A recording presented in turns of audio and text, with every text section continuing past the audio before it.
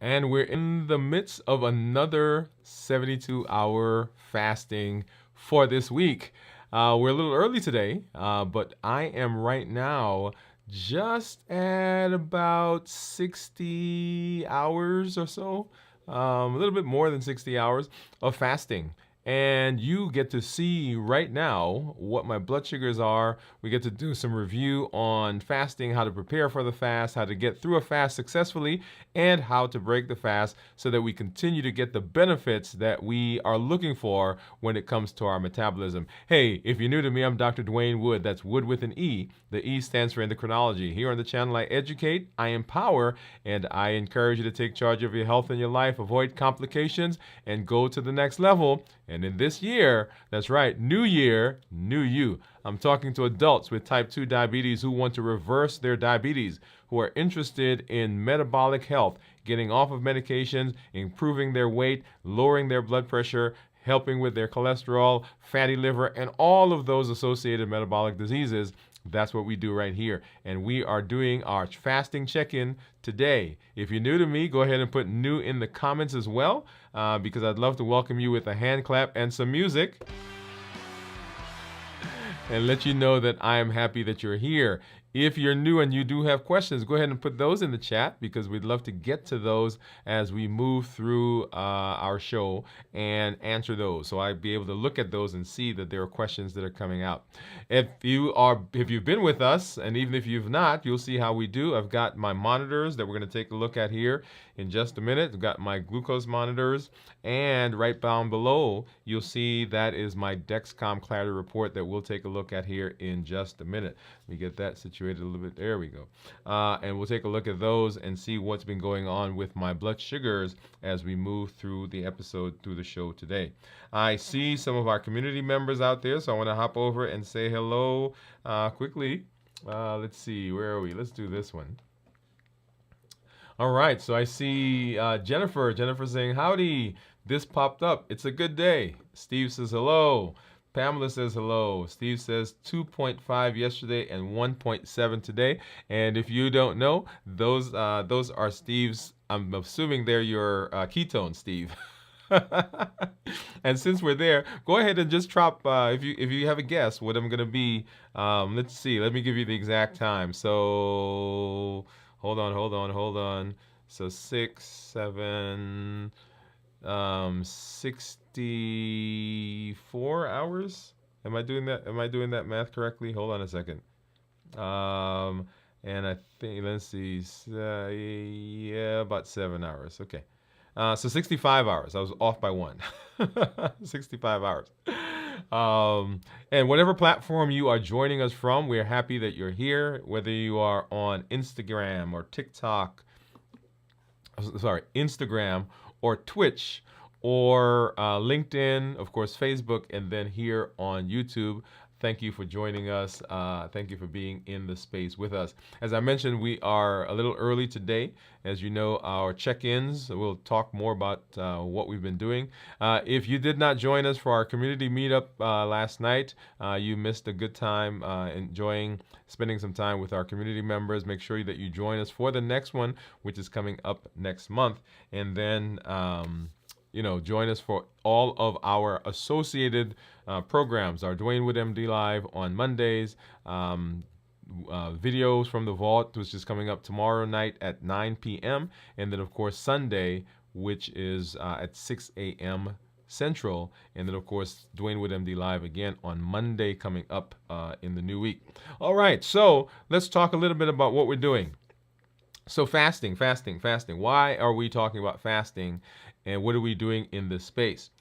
If you have been watching the news, if you are familiar with metabolic disease, you know that diabetes is running rampant.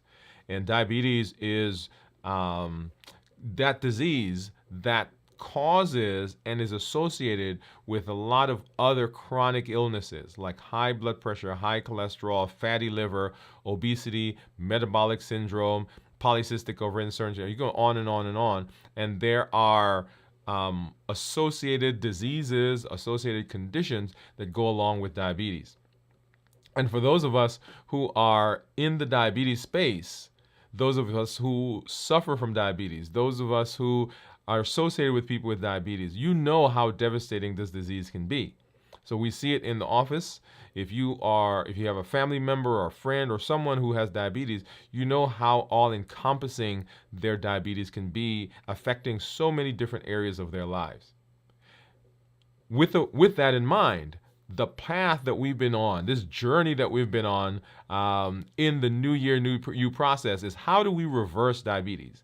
How do we get people off of those medications, improve their overall metabolic conditions, and set them up for success as they move into the future? So that's what we're doing here on Dwain Woode MD. That's the platform we've been doing. That's the shows that we do on Mondays as we move through that pathway as we go down that journey. And so several tools that we've learned in the process are, fasting, better balanced bites, emotional intelligence, how to create meals, how to look at our medication to see what medications we should adjust, community that we're developing. So all of these are tools that we're working with. And one of the big tools, of course, is fasting. And so the question that we all have is, how do we fast successfully? And so on Mondays, on our Dwain Woode MD Live, we walk through the path, we walk through the journey, and then on the check-ins, we say, okay, what are things that we need to know so that we can be successful in our space, in this space of fasting? How do we apply this tool, and how do we do so in a way that gives us the maximum benefit? And so when you see the shows that we're doing when we're doing the check-in, that's what we're talking about. How do we maximize the benefit of fasting? Now, for those of you who have metabolic conditions that are not diabetic, and metabolic conditions come in lots of different flavors. So high blood pressure, and you've heard me call the names: high blood pressure, high cholesterol, coronary artery disease, polycystic ovarian syndrome, fatty liver, and we can go on and on and on. And even if you have metabolic syndrome itself, right, there's a metabolic syndrome, then you can also benefit from the things that we talk about, the tools that we're using.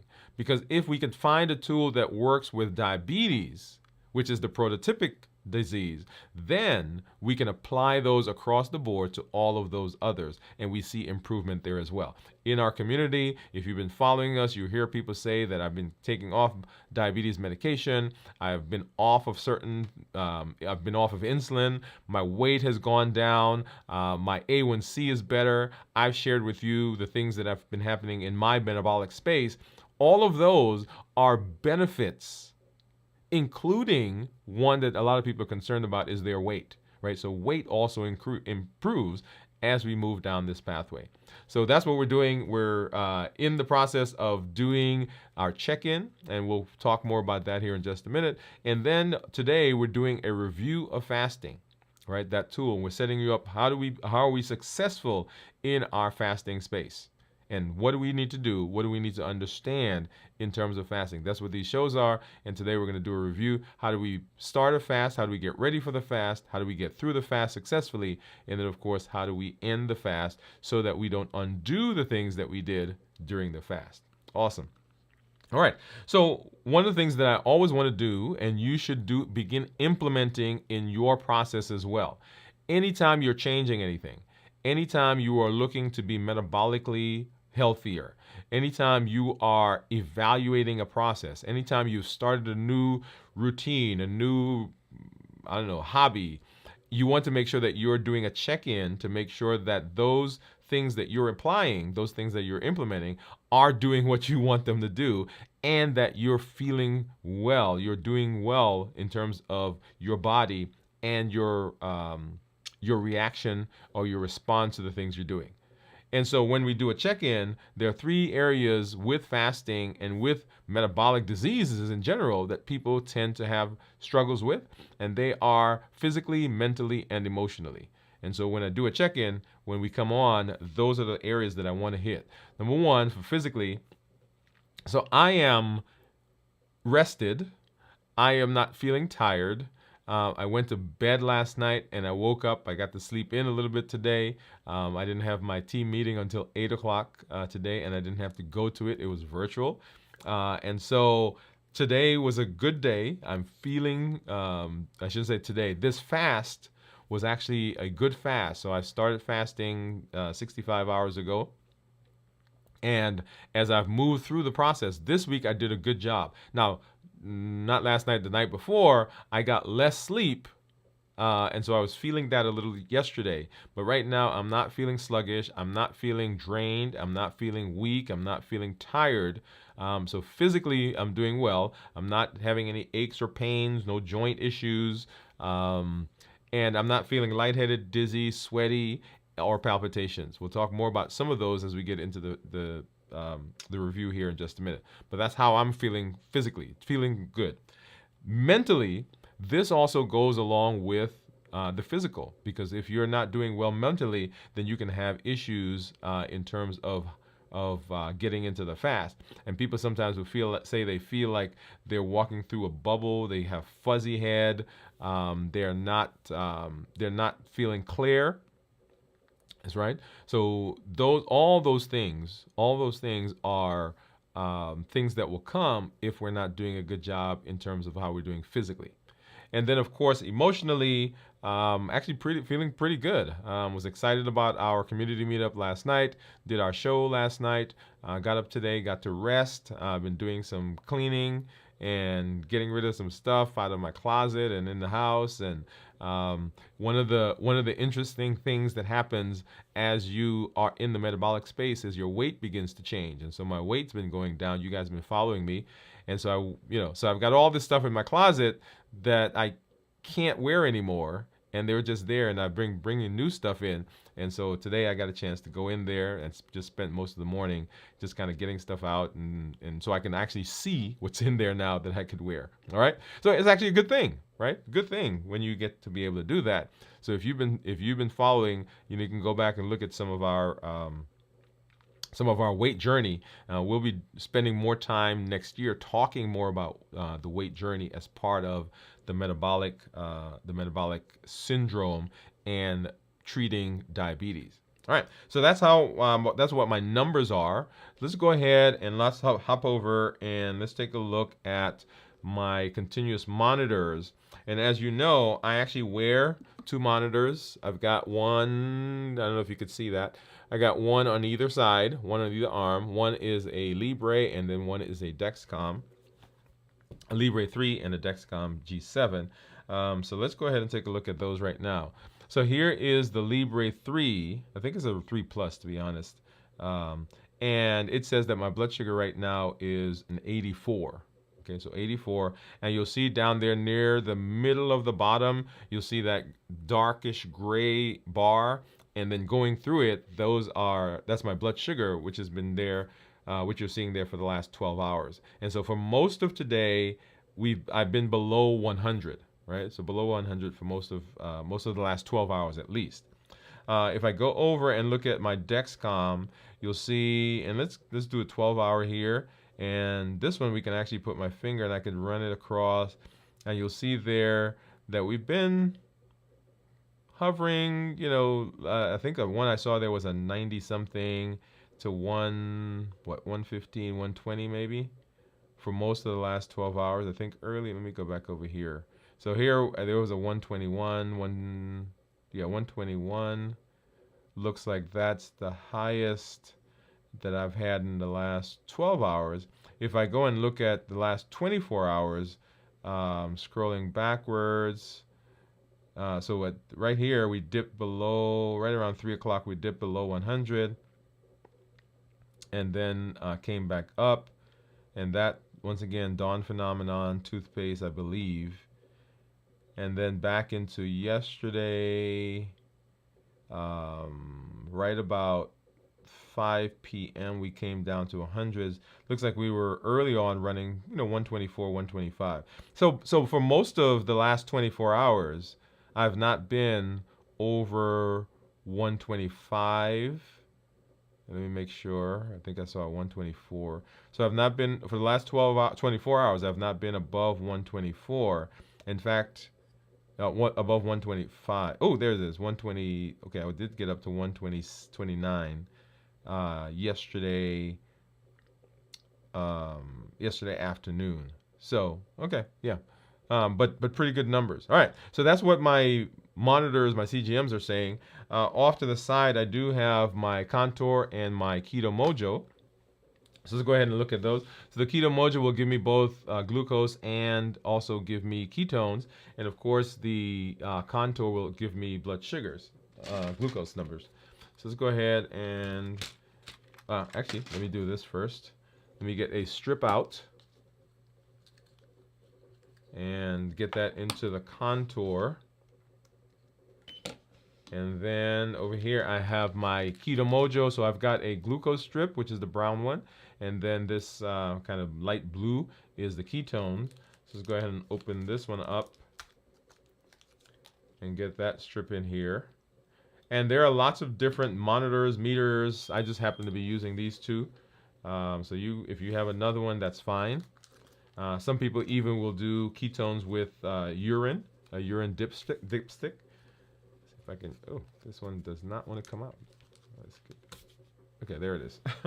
And I do both because I don't want to have to stick myself again.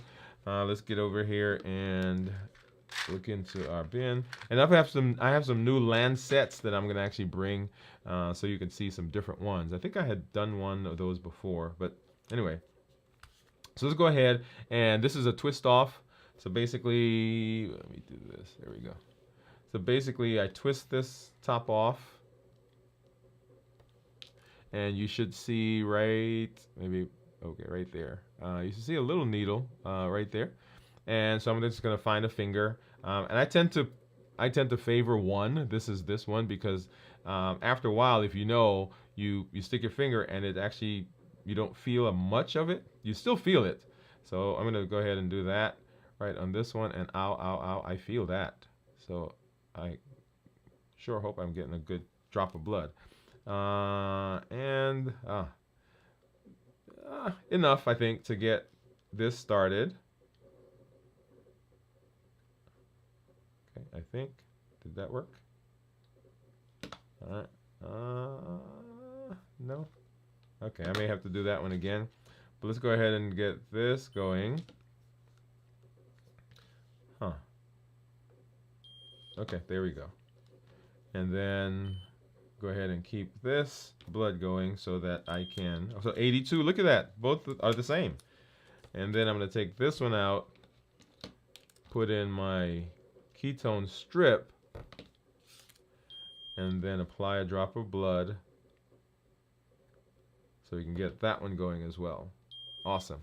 And then of course on the screen you'll see what my Dexcom says my blood sugar is. And of course I'm not going to let you see that right now. We're going to come back and look at that in just a minute. Okay, so I think Steve has already put his guess in for what my ketones are, right? So 1.1.5. Awesome. All right. And let's hop over, and just before we jump into our review, let's go ahead and take a look at our comments again. I think we have some folks that are out there. Let's see. Let's grab this one again. I like this. I like how this one looks. All right. And so you'll see there. So Jennifer says we should start a Discord channel so we can reach out to support each other. That is actually a great idea, Jennifer. Last night we talked about some methods that we're looking at in how we can communicate with each other and be more present with each other than on the show, right? So the community that we're building. So once again, if you've not been to our community meetups, you want to make sure you do that. And yes, being able to touch each other, reach each other, support each other is a great idea, Jennifer. So thank you for that suggestion. As a matter of fact, I'm going to pop that up here on this one. I think I can do that over here. And then move. Oops. Oh yeah, that's a big one. Let's see if I can bring it down. There we go. Awesome. All right. So thank you for that. All right. So let's go ahead and let's talk. Let's talk about where we are. And so remember, fasting is that space. Let's back up a couple. Fasting is that space that we are in where we want to do the best job that we can in setting ourselves up for success using this tool, which is an amazing tool, by the way, that touches the parameters, touches all the pillars that we say are needed to reverse diabetes. That is decreasing insulin, suppressing appetite, and also reducing sugar. So why does fasting do that? Well, think about fasting in general, okay? So you don't have to know anything about fasting at all, but I want you to walk through this process with me. If I fast, that means I'm not eating anything. I'm not ingesting anything. By virtue of that, I'm already decreasing the amount of sugar that's in my body, right? We said reducing sugar. That's pillar number 3. When we don't eat, we're reducing sugar. We're reducing the amount of sugar that's in my body, even if I'm not doing an extended fast. And so sometimes people will say, well, I can't fast because they're thinking of an extended fast. An extended fast for us is anything 24 hours or longer, okay? So even if you're not doing an extended fast, if you fast for 8 hours, during those 8 hours, your blood sugars get lower. If you fast for 12 hours, during those 12 hours, your blood sugar get lower. As a matter of fact, if you fast for 2 hours, during those 2 hours, your blood sugar is actually starting to go down. So fasting does not have to be an extended fast. Anytime you are not taking food in, by virtue of not taking food in, you're already decreasing sugar or reducing sugar because you're not eating. When we reduce sugar, our body does not have to produce insulin to combat the spike that we would get from the sugar. So whenever you eat carbs, you eat sugar, you eat candy, you eat cakes, you eat pasta, you eat even vegetables, starchy vegetables, non-starchy vegetables. Your blood sugar goes up, and your body, if you're not diabetic, or if you are diabetic and you're taking insulin or you're taking medications, then one of the things that some of those medications will do is they'll make your body produce insulin so that the insulin that your body produces now brings the blood sugar down into the normal range. So if I'm not eating, I'm not introducing anything that has carbohydrates or sugar, so my body doesn't have to produce insulin, or I don't have to take exogenous insulin to treat the blood sugar. So we've now hit pillar number 1, which is decrease insulin. So we fasted, blood sugar goes down, I don't have to have insulin goes down, or I don't have to have as much insulin goes down. Now, why is it important to have insulin go down? Because insulin is the culprit.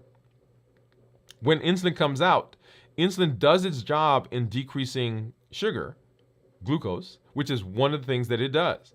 But whenever we have excess, when we have hyperinsulinemia, there are some downstream issues that happen that we don't anticipate or that we don't want.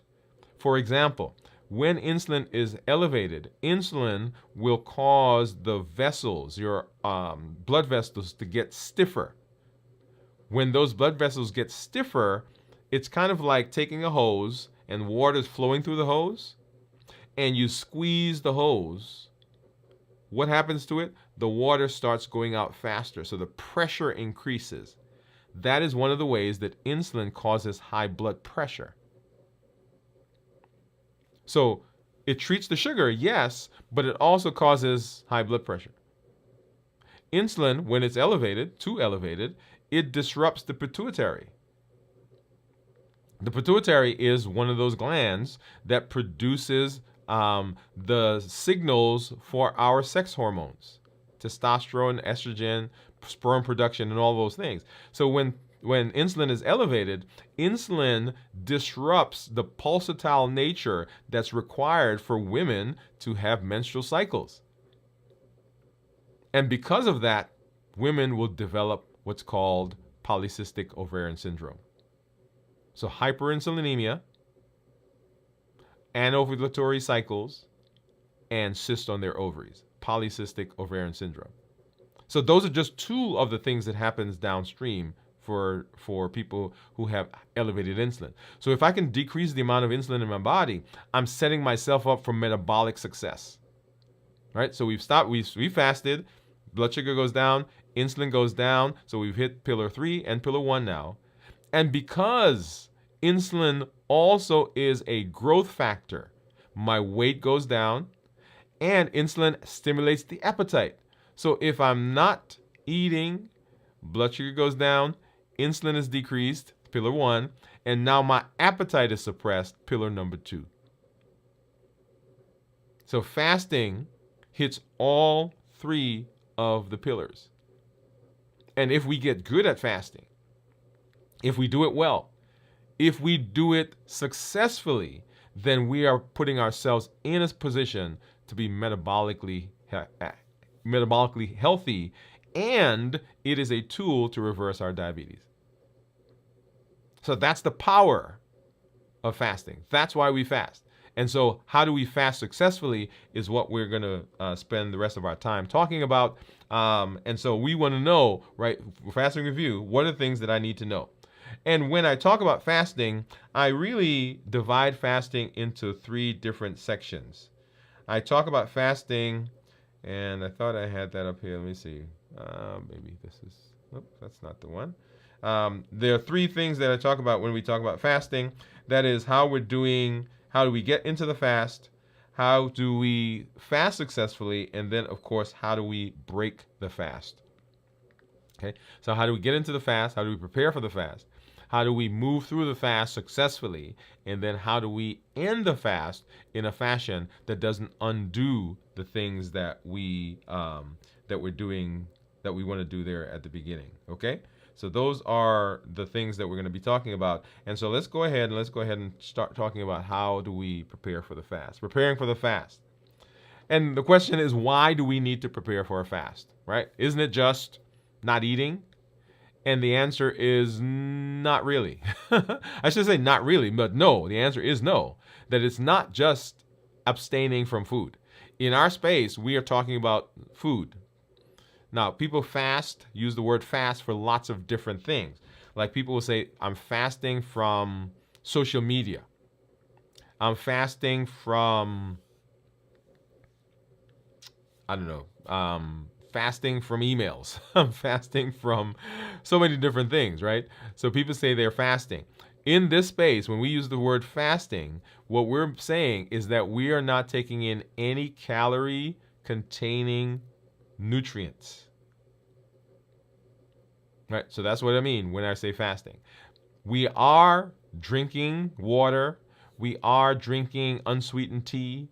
We've talked about being able to drink black coffee if you so need, right? But no calorie-containing substances. That's what we are talking about when we say we're fasting. And so understanding that fasting is not just not eating. It takes into consideration your physical, mental, emotional, social, all of those areas of your life are involved in fasting. And we're going to run through how do we prepare successfully for that. So why is it key? Why is it key to prepare? It's key to prepare because when we fast, if we don't do a good job, then we can shock the system, shock the body, particularly if we're doing long extended fasts, right? So prolonged fasting, 24 hours longer. But even if you are not used to fasting for 16 hours, then you can get into a position where you're not having a successful time. Let me put it that way. So preparing for the fast decreases the shock to the system. It reduces that. It also minimizes the side effects, because if you prepare well when you get into the fast, you are not going to have those symptoms, lightheaded, dizziness, sweaty, feeling fatigued, headaches, because we've done a good job of getting into the fast or preparing for the fast. We'll come to that here in just a minute. Right? So irritability also. And it helps maintain focus. Because just like I said, it's not just about not eating, it's also preparing your mental self, preparing your physical self, your mental self, your emotional self to get into the fast and to be successful. So mental preparation, let's go through that. Mental preparation. You want to set clear goals. We've talked about SMART goals, right? Specific, measurable, achievable, relevant, and time-bound. So when you are fasting, what are the SMART goals that you have? What are the goals that I'm having?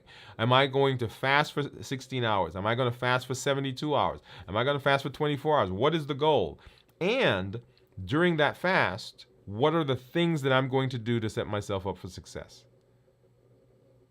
If I have a goal, if I know where I'm heading, then I'm more likely to get there. But if you just say, okay, well, I'm going to fast, when things happen during the fast, you don't have a clear goal anyway. So, okay, let's break the fast and let's move on. But setting a clear goal sets you up for success as you move through the metabolic space. Visualize your success. Right, so we're talking about how we prepare our mentation, our minds for fasting. So what are the goals? And okay, I see myself there. I see where I'm going to be. I'm seeing the benefits that I have. I see the success that I will feel. I see the people that are around me when I get to the end of it. One of the things that I do is for people who are in our office, right? So we'll talk to people and say, hey, we want you to celebrate. We want you to celebrate milestones, right? Don't just wait until the end, but I want you to celebrate the milestones. Envision yourself getting through that first 16 hours, the 24 hours, 36 hours, whatever it's going to be. And then envision yourself at the end getting through that 72 hours. You know, we do a 72-hour here on the show weekly. So envision. So I'm envisioning myself getting to 72 hours. Because sometimes if things are happening as you move through the path, then you are tempted, right? And you know, sometimes you're tempted to say, okay, I'm going to end the fast now. But I want you to visualize the fact that, okay, we're getting to the end. And then educate yourself. Decide on what fasting method you're going to use. And we did several shows on the different times of fasting. 16-8, which is the most common, 24-hour fasting, 1 meal a day, alternate day fasting, 5 and 2 fasting, 72 hours, 36 hours, 48 hours. All of those are fasting methods. And when you decide on the method, decide or educate yourself on that method. We also did a show where we broke the fasting up into the disease processes that a particular fasting method is set to have is set to be able to improve. Okay, so make sure that you are researching. One of the things that you will see, and let me see if I have it here. One of the things that you will see as we move through the space is let's see how to.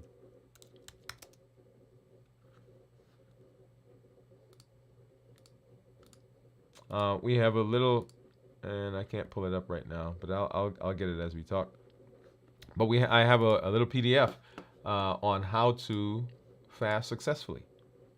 Let's see if I can do that. Hold on a second.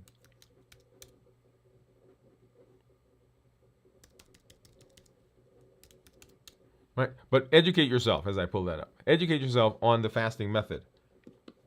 And learn what you need to do, how it works, and what are some of the things that you need to put in place. And then affirmations. A lot of our successes occur, and a lot of our places where we have challenges occur not because we don't have a desire, not because we don't have a thought, an idea, a dream. It's because we don't have a structure. And so in this space, we're providing structure. And one of the things that you can do for yourself is put a structure in place that helps you with encouragement. Affirmations. I am fasting for 24 hours. I am improving my metabolic health. I am lowering my blood sugar. I am becoming more insulin sensitive. I am reducing my cholesterol. I am improving my blood pressure. I am improving my weight. My weight is going down. This method, what I'm doing right now, these next 24 hours, right? So the affirmations, they encourage you because there are times when you're going to need that. All right, so get through.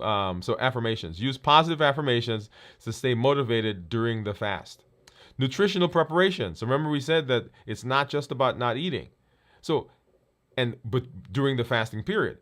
But now, during the non-fasting period, when you are eating, you want to make sure that you are doing a good job of preparing for the fast. There are things that you can do in your eating window that will enhance, make it possible, make it more easy for you to get through the fast, and the things you can do that can make it difficult, right? So we want to do the things that are making it easier for us to get through the fast.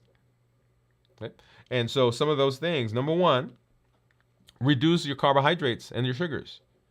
If you're coming into the fast with just having eaten, or the last whatever number of hours that you've been eating high carbs, high processed, highly refined sugar, then your body has that in it. Your insulin level is high.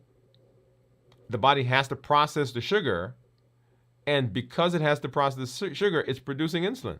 So even though the insulin is going down, it's so high that your body is still processing. And during those first several hours, right, the first 6, 12, maybe 18, 24 hours, then you have these cravings. And you're like, well, why am I craving? You think it's craving because of fasting, but it's not craving because of fasting. It's craving because we just had, ice cream and candies and cookies and cake and pasta. And my body is now dealing with the blood sugar that comes from that. Now it's coming down and it's improving, but I've just set myself up for the first 24, 36 hours to be difficult because of what I just ate. So reducing your carbs and sugars leading into the fast. Increase your healthy fats. We've talked about that. So fat, when you eat fat, it slows the body down. It slows the digestive system down. It helps to produce CCK, cholecystokinin, one of those hormones that signals the brain that says I'm full. Right, we talked about fat. We talked about protein. Protein releases PYY, protein YY. That signals the brain that I'm full. In our last check-in, we talked about fiber, right? So ketones, fiber, protein, fat, all of those will help us in the fast because it keeps us fuller longer. It decreases the signal to go eat. It increases the signal that says I'm full. It keeps us keeps our stomach extended, right? And it slows the digestion. All of those with the intention of producing a more a stable fasting period and sets you up for success. Water, increase your water and electrolytes. If you're dehydrated, then you're going to feel lightheaded, dizzy, sweaty, all the things that people talk about when they talk about fasting. And a lot of times it's not the fasting, it is the hydration. Okay? And then gradually reduce your eating window. Now, we've been spending some time in our community talking about this. We have one of our community members that this is what we're recommending. Begin with a longer eating window, and then begin making that window shorter and shorter and shorter. And it is a work in progress. It's not a one and done, right? So make sure that you're walking through that process. All right, so that's nutritional preparation. The other place is, and we talked about hydration, making sure you're taking in enough water. Most of us during the fast will become somewhat dehydrated. I woke up this morning and realized that I had not been doing a good job of getting enough water in. Because when I woke up this morning, I felt I felt lightheaded. And so I started drinking this morning. And as I was drinking, I began feeling better, right? So got my cup. By the way, okay? So make sure that you are hydrating. Make sure you're taking electrolytes.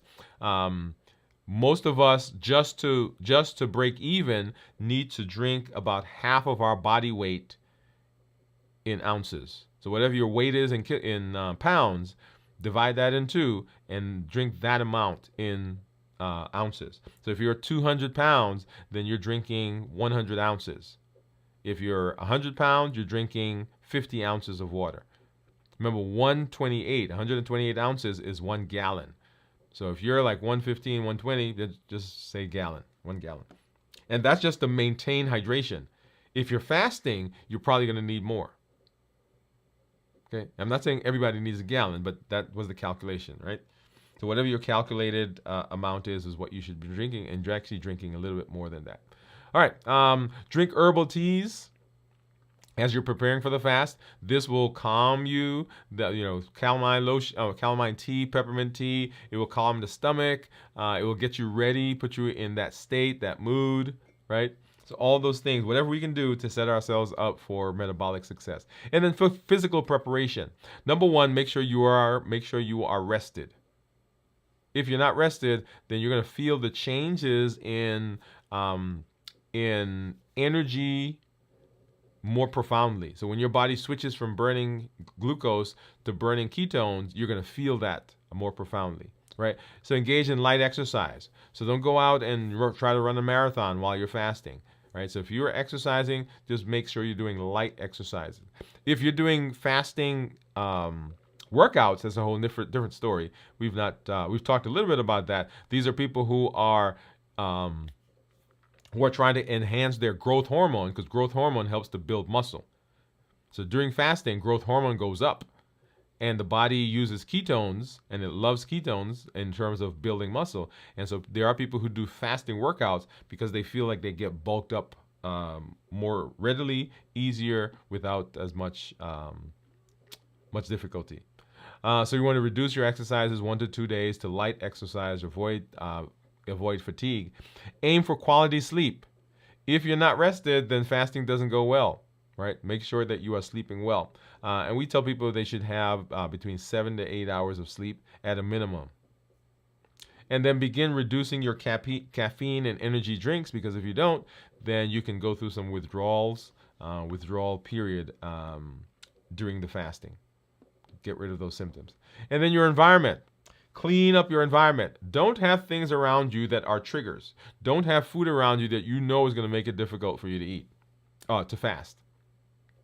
All right, go through your house and clean it up. I had to get rid of eggnog. I got rid of my nuts. I don't even bring cashews and don't even bring almonds into the house anymore. When I go out, I have some. I have some in the office, the little packets, but I don't bring them at the house. All right. So for me, the time and the place where I have my biggest challenges, probably in this room, late at night,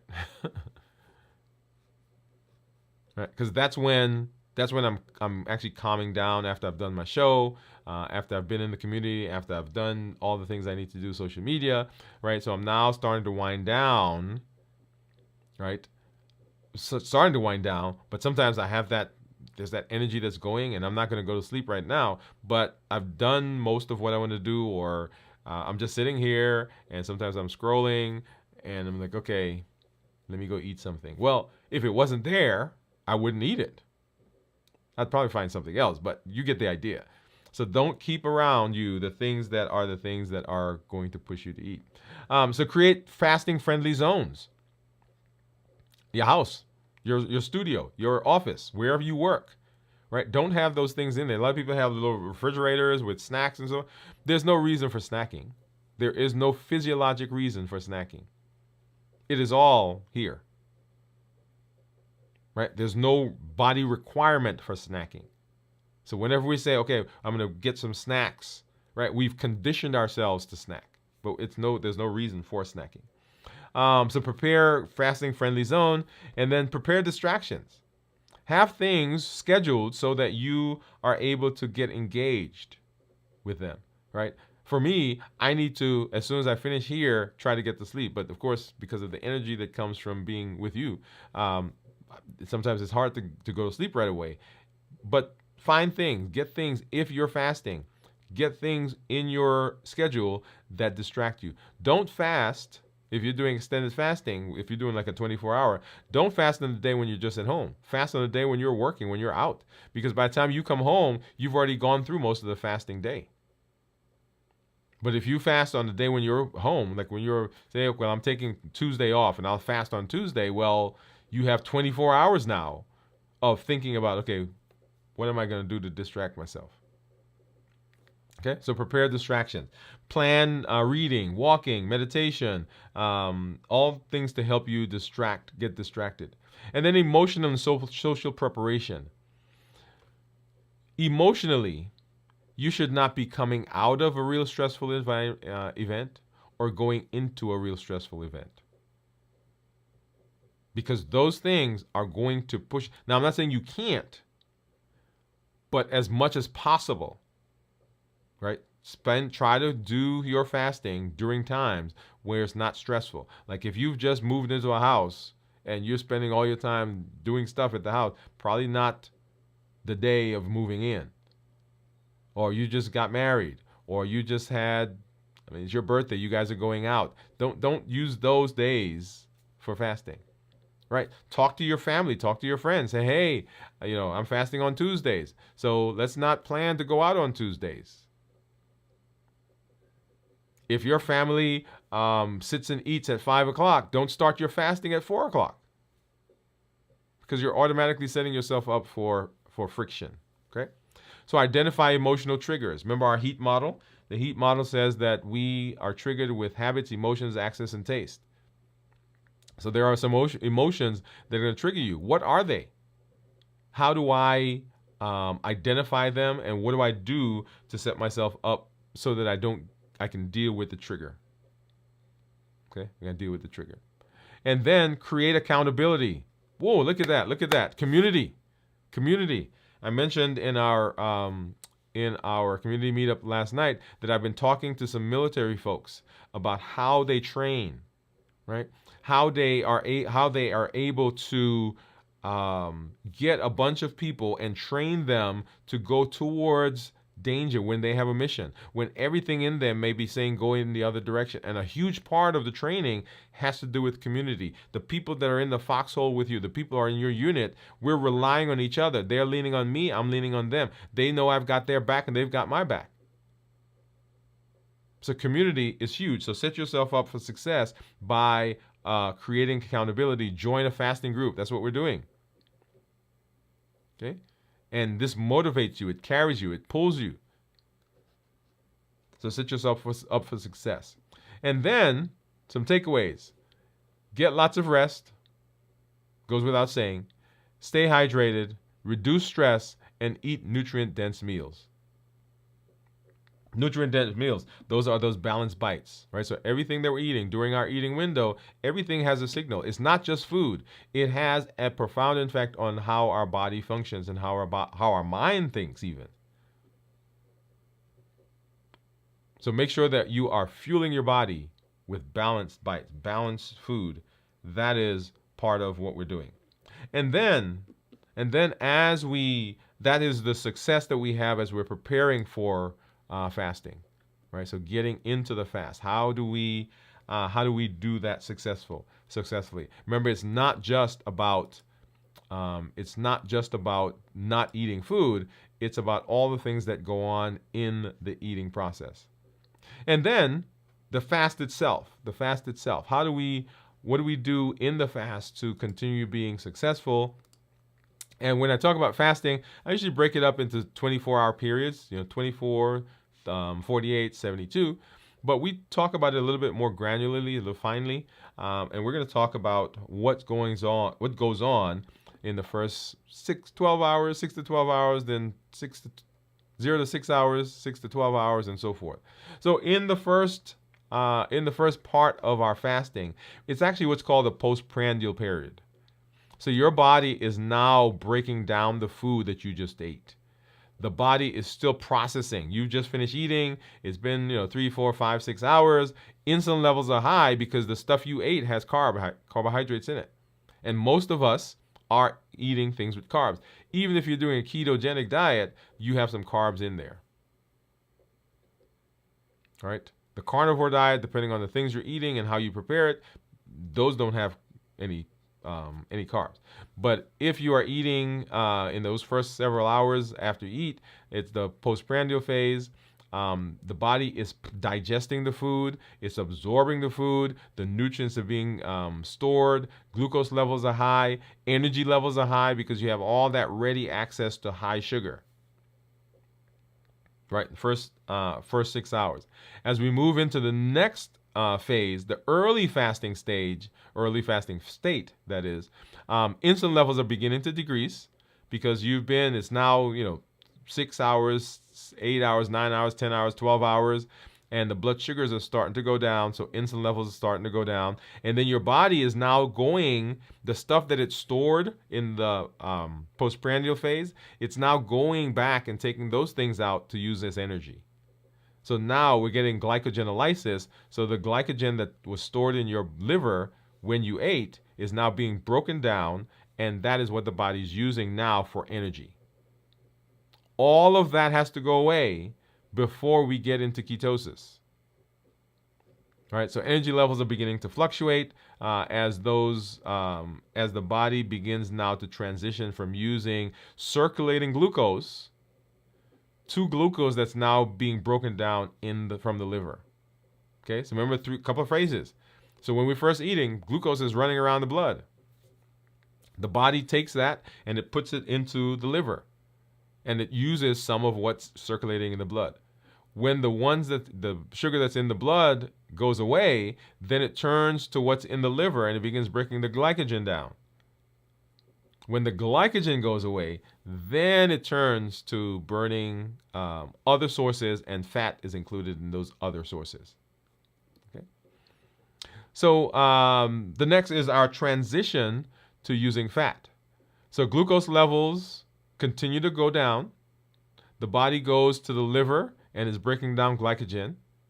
And then once the glycogen starts to go away, then the body now says, hey, I need to go access what's in the fat stores.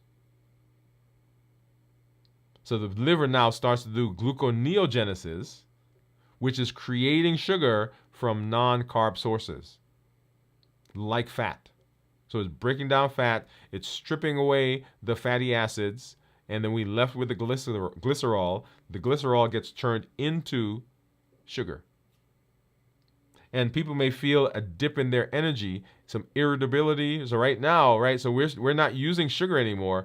Now we're using fat, and some people will get irritable. Remember, if we set ourselves up for success, if we do a good job of preparing, when we get to this space, if we've rested, if we're hydrated, if we get good electrolytes, if we are visualizing, right, if we have community, if we have distractions, then we don't feel this as profoundly. But if you're not, then you're going to feel this as a dip. And people say, well, fasting is not good for me. Well, what we want to do is we want to prepare. We want fasting to be good for you. We want fasting to be successful for you. We want you to get metabolically healthy. So we want this process to work. So how do we go about doing the things to set ourselves up for success so that it works well for us? Okay. So in this phase, this 18 to 24 hours, ketosis begins. So glycogen stores are nearly depleted from the liver. And this leads the body to say, hey, all right, I need to burn ketone. I need to burn sugar. And when it burns sugar, it creates ketones. Autophagy starts. Autophagy, remember, is that amazing cleanup process that the body goes about recycling broken, damaged, unused parts of itself and creating new structures, repairing. This is where people talk about regeneration, right? Where we talk about the management of neuropathy and neurodegenerative diseases like Alzheimer's, dementia, improving immunity, improving inflammation, even treating, reducing, minimizing some cancers.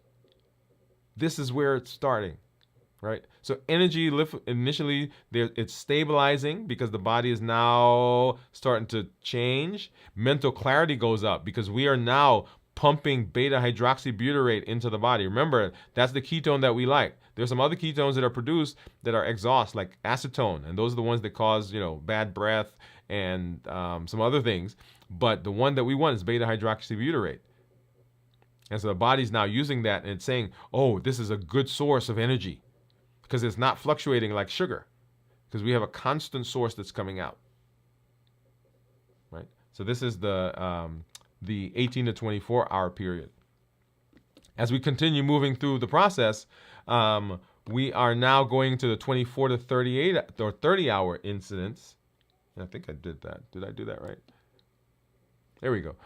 So the 24 to 38 hours, or 30 hours, fat adaptation. So significant increases are going on now in ketones. So the body has actually used up all the glycogen, most of it, and we say, okay, now we are in earnest using ketones. Fat oxidation increases, more fatty acids are converted to ketones, energy levels are stabilizing now, and the body becomes more efficient at burning ketones for energy. Hunger goes away, should go away, improves, because your body now has energy. So once I get through those first, and now for me, because I'm very flexible in my metabolism, after probably the first couple of hours, when I say couple, like 1-2 hours, then I'm not hungry. And it also has to do with what I ate before I came in to the fast. So if I did eat things, that are high carbs and so forth, then when I come into fast, yeah, it's difficult those first couple of hours. As a matter of fact, this past time when I fasted, you guys saw that that's the whole eggnog story, right? So I came into the fast after drinking eggnog, and so my blood sugars were still up. And I made a point in our check-in the last episode that this fast, it took me longer to get my blood sugar below 100, because of what I'd eaten prior to the fast. So if you come into the fast with blood sugars that are higher, then it takes you longer to get to ketosis. So don't forget that. And we want ketosis as quickly as possible, and we want as much ketosis as possible in terms of our duration, because that is where we're getting the metabolic benefits. That is where we're getting the weight loss. That's where we're getting the autophagy. That's where we're getting the appetite suppression. That's where we're getting the hunger suppression. Okay? So make sure that you are understanding that depending on what you're eating, remember, balanced bites. Every bite counts. Every bite counts. All right. And then, so that's how we get through the fast. And in this process, make sure that you are also hydrating, getting good rest, reducing your stress. Remember, those are the takeaways, right? Get lots of rest, stay hydrated, reduce stress, and in this case, we're not eating nutrient-dense meals, right? But the first three there help us in the fasting process. And then, of course, we cannot do anything in the fast, pre-fast, and then undo it when we break the fast. Right? So what we want to do is we want to set ourselves up in the fasting space to be successful. So as you're breaking the fast, it is just as important as what you do in the fast. So remember that it's not just about not eating. All the different phases of fasting are important. And so we're going to talk now about breaking the fast. How do we break the fast? Because the things that we do in the breaking of the fast can undo some of the things that we had, the benefits that we had in the fast itself. So number one, I want to talk about what do we do in terms, here's some tips, some brief tips. Number one, monitor blood sugars. Yes, I said monitor. If you don't have a monitor, go out and get one. If you want to do a continuous monitor and you're not diabetic, there are some over-the-counter ones that you can purchase. But it helps because you want to know what's going on. What is my body? How's my body reacting to the food that I'm eating, the activities that I have, the things that I'm going through? And the only way to do that is by monitoring, right? You want to make sure that you're having good portion control. Remember, balanced bites. When we talk about our balanced bites, one of the things that are in the balanced bites is portion control. We fuel our bodies with balanced bites. So portion, appropriate portion sizes. Because often, and I put myself in this category as well, because it's healthy, we tend to eat a lot more of it. Or we intend to eat more of it. Okay? A lot. I'll put myself a lot. A lot more of it. So portion control. And then eat slowly. If you're eating quickly, then you're not savoring the food. You're not enjoying the food. And I think I should add that to the balanced bites. But eat slowly. Savor the food. Enjoy the food.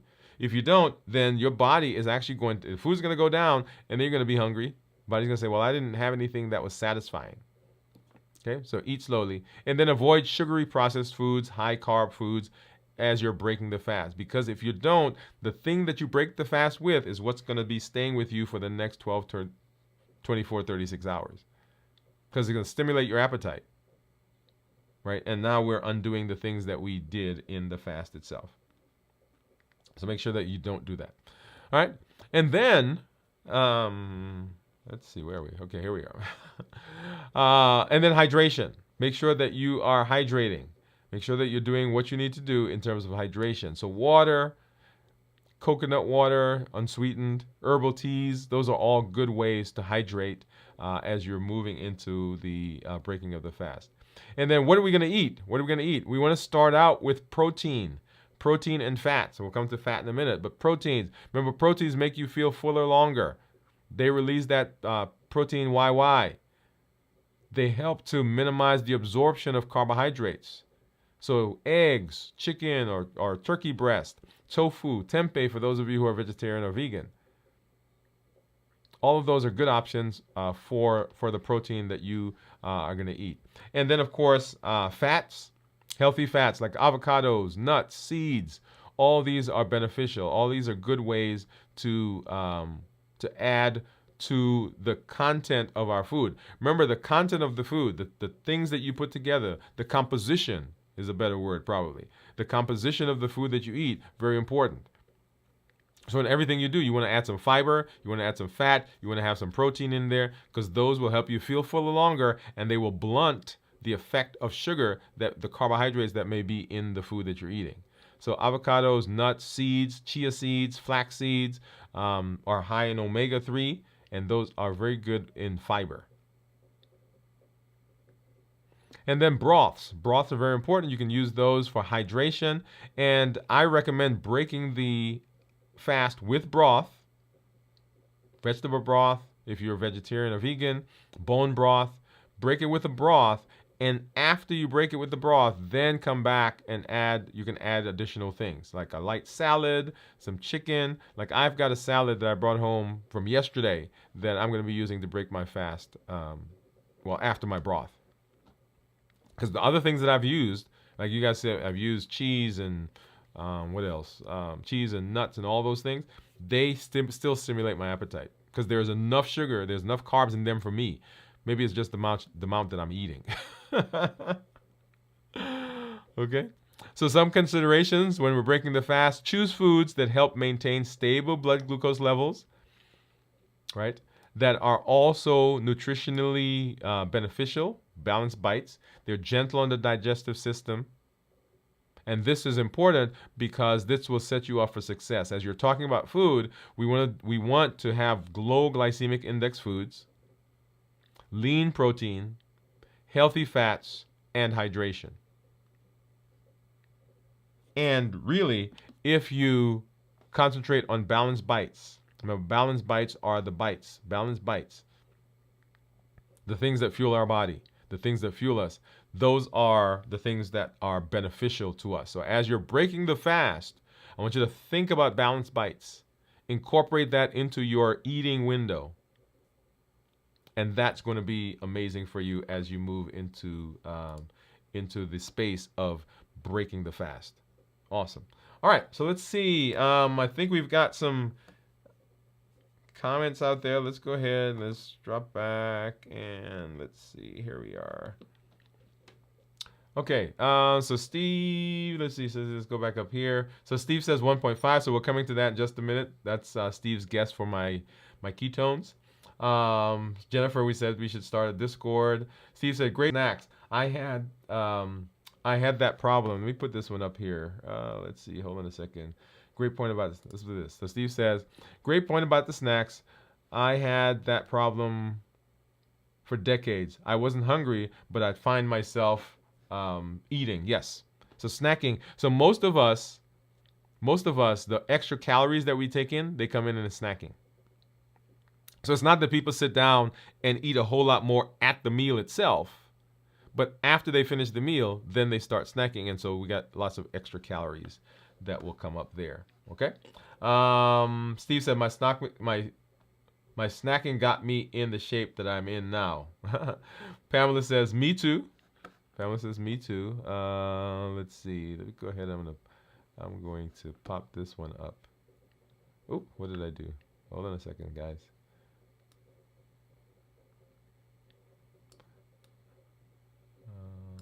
I did something there. We'll fix that. We'll fix that later. But Pamela says, me too. And Pamela said, me too, Steve. They're a killer. Jennifer said, I visited the butcher this morning. We have a beef going to butcher next week. I requested to keep bone so I can make beef broth. Yeah, yep. There you go. And then Steve said, I loved when we had cows for beef. Delicious. Oh yeah. So eating, if we do eating well, Balanced bites. Remember that. If we do eating well, eating can be enjoyable and eating can be nutritious and eating can set us up for metabolic success. But it is the extremes that we have become accustomed to. It is the habits that we've become used to that cause us to have metabolic problems. But eating is a good thing. Eating is how we get nutrients. Eating is even good. I shouldn't say even. Eating is good also for some of the socialization that we do and some of the other things that we do. Eating is good, but we have not learned how to balance what we do when we eat. And that's where we run into trouble, run into problems. Okay? All right. So.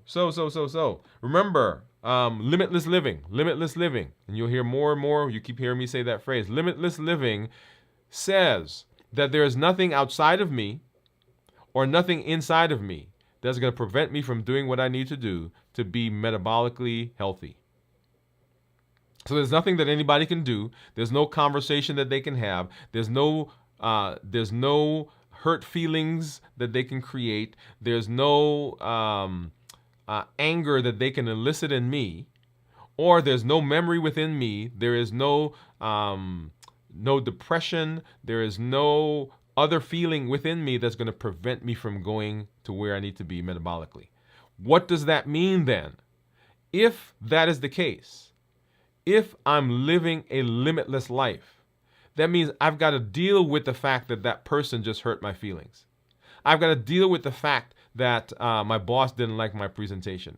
I've got to deal with the fact that I'm having a relational issue with my spouse. I've got to deal with it. It's not that the issue is not there, but I've got to now deal with it so it doesn't become a roadblock in my metabolic health. That also means that there are things in me. There are memories that I've had. There's trauma that's gone on within me. There are ways of living, ways of being that I've never learned healthy ways of dealing with. So now I've got to confront those so that they don't prevent me from being where I need to be in terms of my metabolism. The buffering that we do, the buffering comes from those things within us that we've not dealt with, or that we've dealt with in a way that has been avoidant, that has been standoffish, that protects us, but sometimes we've got to push through that. You may need counseling. You may need to join a recovery group. Of course, here in our community, we have the encouragement that's here.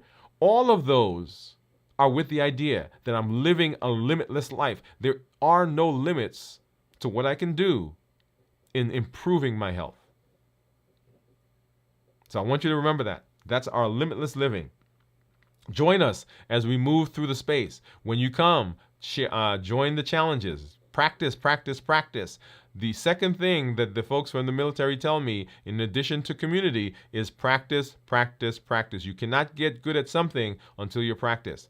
We don't want to be unpracticed. We don't want to be the practiced people, but we want to be the trained people. We'll talk more about that. If you've not been to our community meetup, we talked about that last night. Okay? So make sure that you are doing that. You are practicing the challenges. Make sure that you are sharing your story. Let us know the successes that you've had. You're losing weight. Your blood sugar's improved. Your A1C is better. You have come off of diabetes medication. Your fatty liver has decreased. All of those are benefits, and we want to share with you. We can enjoy, we can applaud you, and we know if you can do it, we can do it as well. If you're having challenges, if you're having places where you're having difficulty, let us know, and we can come alongside you so that you know that you're not alone, and then we know that we're not alone. We lean on each other. You're leaning on me, I'm leaning on you as we move forward in this space. And then tell somebody else. Invite people to the space. Let them know, hey, there's a place where we can go, where we can learn to be healthy, where we can learn to be metabolically better, where we are learning to deal with life so we can live limitless lives. Limitless living. Unlimited. And all of this comes with our Triple E formula for success. We educate, we empower, and we encourage. We educate with the podcast, we educate with the blogs, we educate with the show. we empower with the tools that we're learning, and we encourage with the community. Love it, love it. I always like being here with you. I love being in the space. Thank you for coming through, everybody. Join us for video from the vault tomorrow night at 9 p.m. Central. That's Saturday night for This Week in Review on Sunday morning at 6. And then we'll back here next week on Monday at 7 p.m. Central for Dwain Woode, MD Live as we move into the holiday week, y'all, and spend some time with family. So make sure you join us as we move into that week. Thank you for being here. Glad to be here. As I always say, this is Dr. Dwain Woode. That's Wood with an E. The E stands for endocrinology. Here on the channel, I educate, I empower, and I encourage you to take charge of your health and your life, avoid complications, and go to the next level. And in this year, new you. We'll see you in the next episode. Bye-bye.